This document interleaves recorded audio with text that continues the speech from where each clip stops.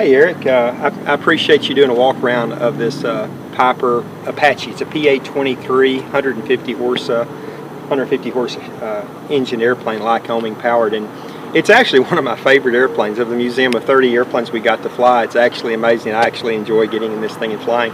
I got my multi-engine instructor's rating in a Piper Apache by L.E. Clark many years ago, and then after I got my rating, it wasn't a couple months later, I went out and bought one. I think I've had 5 of them since then.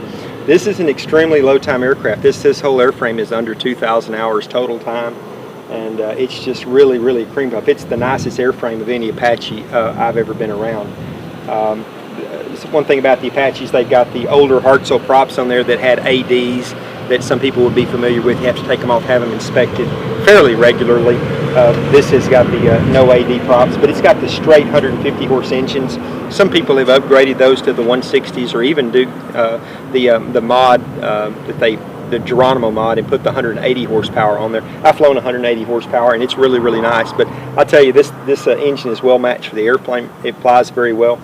I think the Apache is one of the most undervalued airplanes out there on the market. It basically will do anything a Cessna 182 will do. It carries 4 people.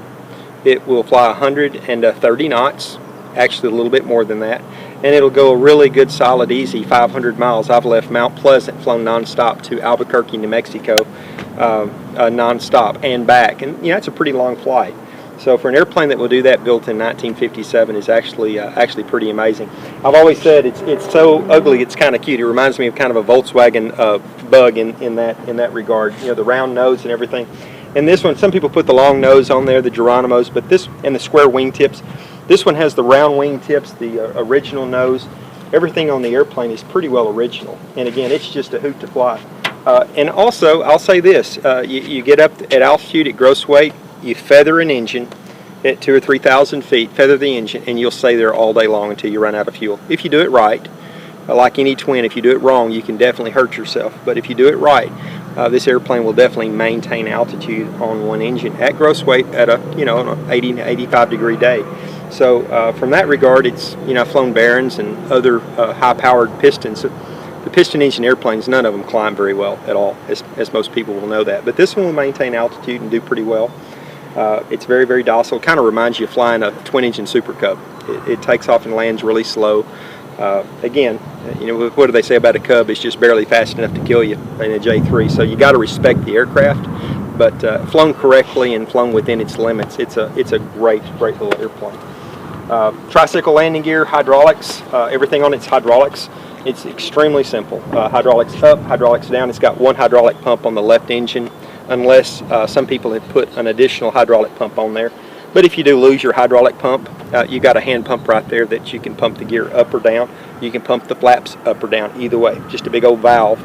You select and it goes up or down. And then plus you do have a nitrogen bottle in there. If you lose everything, you can still blow the gear down. So really no good reason to land an Apache with the landing gear up. This is one of the few Apaches I've ever seen that had the original emblem. Most of these have all been taken off, and I've actually thought about taking these off and having some machined or cast and made, because they're really kind of pretty. It's got 2 fuel tanks on it, and the inboard is, I believe, 36 gallons a piece, and then we have 18 gallons on the outboard. If you fly with 4 people, fly with full mains, and you're under gross weight. If you have just a couple people in there, you can go ahead and top it off, and you've got that little bit of extra range. Pretty much just straight cable controls. It's actually relatively light on the controls, but pretty much standard. Again, hydraulic flaps. It's got a large baggage door. I don't have the key right here, but it's actually got a really large baggage door that you can put stuff back there. And if you would, Eric, I'll let you kind of come in and look.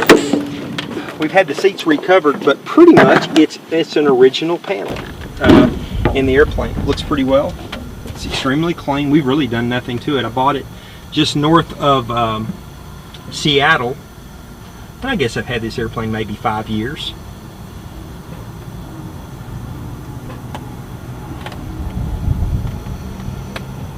extremely roomy. People in the back seat said, man, I wish my airplane was this roomy. It really does have a lot of room in the back of a Piper Apache. Tyson came down on my birthday and we shot the P-51, the Corsair, and all the Warbirds. Then we went up and shot the Piper Apache, and he really took some amazing shots of this airplane. I was really proud to that he took those pictures and of you doing a walk around. We could go all the way around it, but it's pretty much just a normal airplane from this side. But again, a Piper PA-23 Piper Apache. You can pick these things up, airplanes that'll fly right now for $25,000, and a really, really nice one would sell for somewhere $50,000 would be a very expensive one. I wouldn't sell this for that amount, but still yet you can pick them up pretty darn reasonable. Considering that, you know, an older 1975 172, you're going to pay in the 40s for a pretty nice airplane. So there actually are a pretty good value. Get some good training in it, and I think you'd be really happy with one. This video was brought to you by the Mid-America Flight Museum and Victor Premium Dog Food. Hi, I'm Eric Johnston. I hope you enjoyed this video. Please give it a thumbs up, leave a comment below, and subscribe to my channel to enjoy many more aviation videos to come.